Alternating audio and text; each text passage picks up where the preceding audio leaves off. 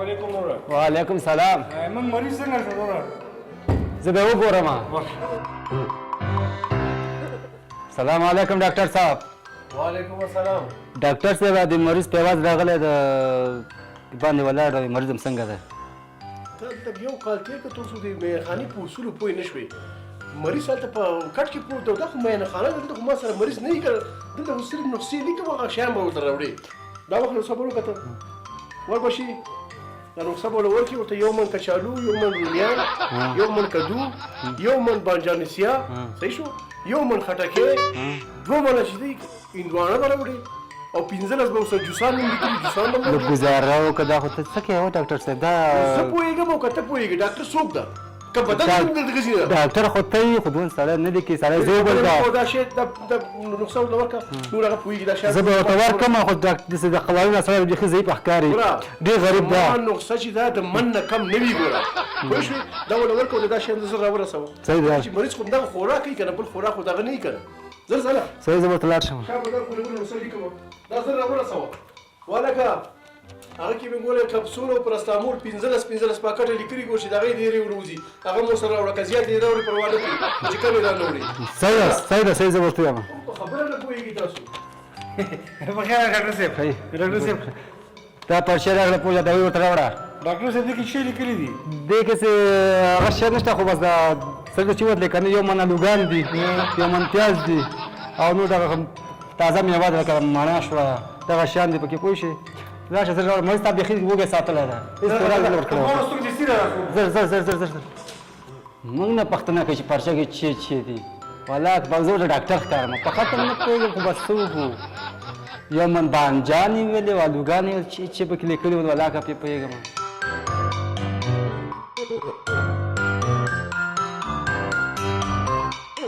ډاکټر صاحب دا شیان مې راوړه. راځه ونیسه دا څنګه دروغ پرچه راکړه که پرچه. ته خو دواخانه کې پاتې شوه ته یې وکړه. مریض پوښتنه وکړه حاضر کوه. 15 لک روپۍ ما دا خو معمولي خبره ده. هېڅ مشکل نشته. زه خپل سیکرټري ته رالېږم چوک ته دا پیسې به در وړي ښه. نور که څه خدمت یې موږ به ویلی شي ښه. اوکې نه معمولي خبره ده. 15 لک روپۍ خو ما ته یو 15,000 روپۍ دي. هېڅ مشکل نشته. ښه زه چوک ته خپل سیکرټري ته رالېږم موټر کې به تاسو راشئ خپلې پیسې والئ ښه. او هلته کښېنه په میز باندې دا غوټه کښېنه خلاص یې زه صحیح شو.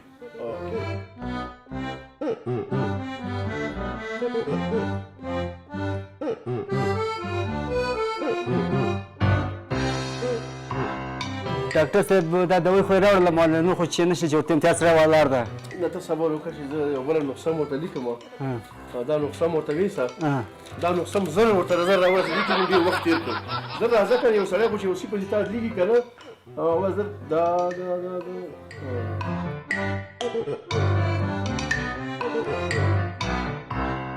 والکه سیکرټري ګوره یو من بادام پیستا سره خوا کې ممیز او سره خوا کې نخود کاجو او بل انځر وچ انځر او وچ توتان او دا شیزونه به ټول ورسره په منډه سر څه نه خوځئ سر چې نه خوځئ.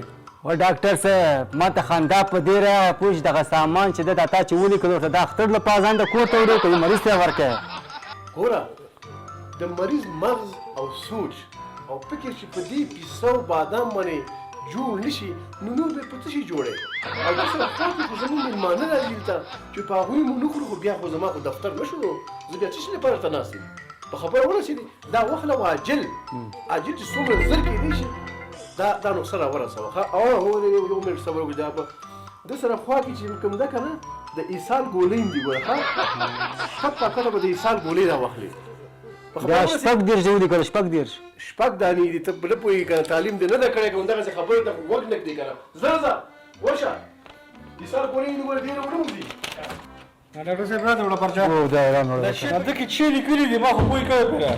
ډېر خسته شیان لیکلي پوه شوې. بادام دي چارمغز دغه شیان لیکلي پوه شوې. د ولګراړو مریض صحت بیخي خراب ونې ده. عجیبه خبره ده. مریض ته پیسته او بادام او کاجو ته څه ضرورت چې لیکلي دي.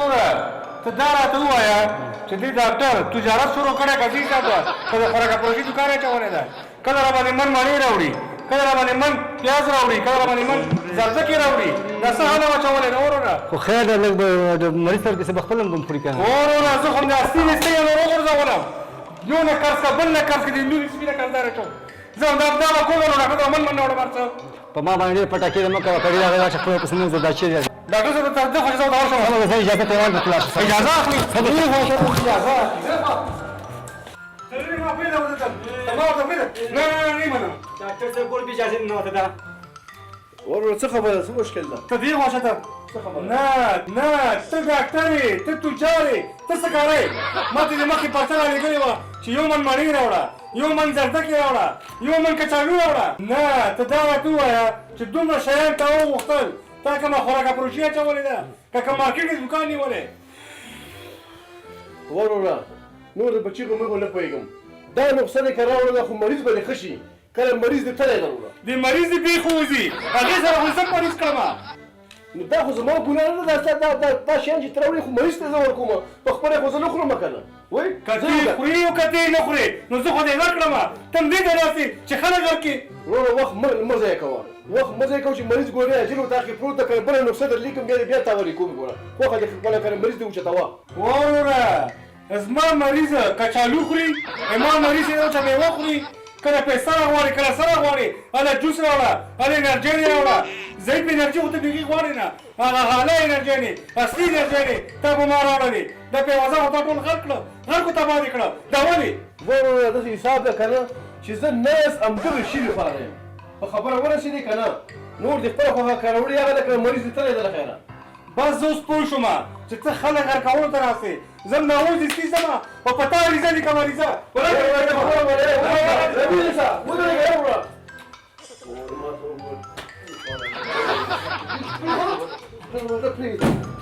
خبره نه پوهېږي ته خو سړی هلته به دې منم او سلام کړی ول ډبرې ما سره اوس ما ته دې جهیلان وکړه که نه ته خو پکې ته اوس پکې